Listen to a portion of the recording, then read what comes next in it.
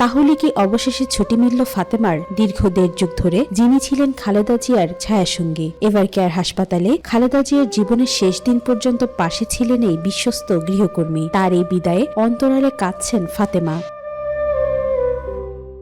রাজনীতির ইতিহাসে উচ্চারিত হয় বহু নাম, নেতা, আন্দোলন, ক্ষমতা কিংবা কারাগার, কিন্তু সেই ইতিহাসের আড়ালে থেকে যায় কিছু নীরব মুখ। আলোয় নয়, ছায়ায় থেকেই যারা ইতিহাসের সাক্ষী। বেগম খালেদা জিয়ার জীবনে সেই ছায়াসঙ্গীর নাম ফাতেমা বেগম।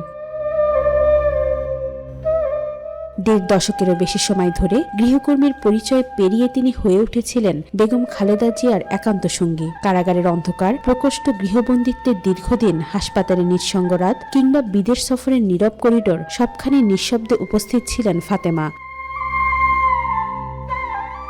ভোলা সদর উপজেলার কাচিয়া ইউনিয়নের শাহ মাদার গ্রামের রফিকুল ইসলাম ও মালেকা বেগম দম্পতির 5 সন্তানের মধ্যে সবচেয়ে বড় ফাতেমা। কৃষক মোহাম্মদ হারুন লাহিড়ীর সঙ্গে বিয়ের পর সংসার বাঁধেন। ঘরে আসে মেয়ে জাকিয়া ও ছেলে রিফাত। ছেলের যখন 2 বছর, ঠিক তখন 2008 সালে অসুস্থ হয়ে মারা যান স্বামী। মুহূর্তেই বদলে যায় জীবনের মানচিত্র।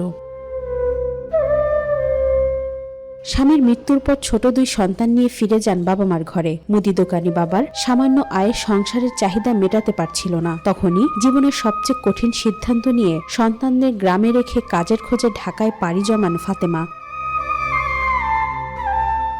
2009 সাল পূর্ব পরিচিত এক ব্যক্তির মাধ্যমে তিনি কাজ পান বেগম খালেদা জিয়ার বাসভবনে। সেখান থেকে শুরু হয় এক দীর্ঘ সহযাত্রা। রাজনীতির কেন্দ্রবিন্দুতে থাকা এক নারীর দৈনন্দিন জীবনের নীরব সঙ্গী হয়ে ওঠেন ফাতেমা।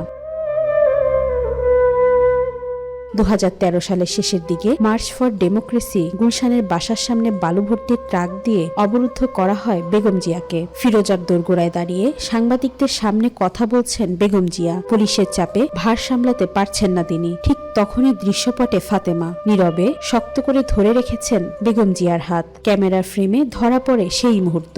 রাজনীতির উত্তাপের মাঝেও মানবিকতার এক স্থির ছবি।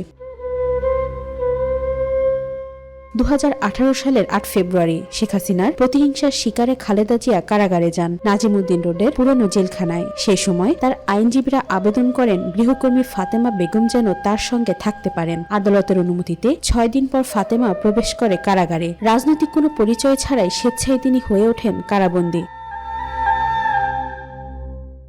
সর্বশেষ লন্ডনে উন্নত চিকিৎসার সময় তার সঙ্গে ছিলেন ফাতেমা। আগেও বিদেশ সফরে অনেকবার গেছেন তিনি। কোনো আলোচনায় নেই তার নাম, নেই কোনো বক্তব্য, তবুও ইতিহাসের পাতায় পাতায় রয়ে আছে ফাতেমার ছাপ।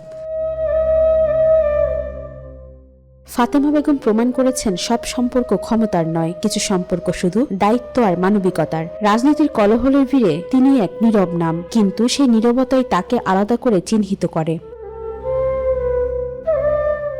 তিনি কোনো রাজনৈতিক কর্মী নন, কোনো দলীয় পদও নেই, তবুও ইতিহাসের কঠিন মুহূর্তগুলোয় তার উপস্থিতি ছিল অবিচ্ছেদ্য। ওয়াহিদা পারভীন ঈশিতা, আজকাল।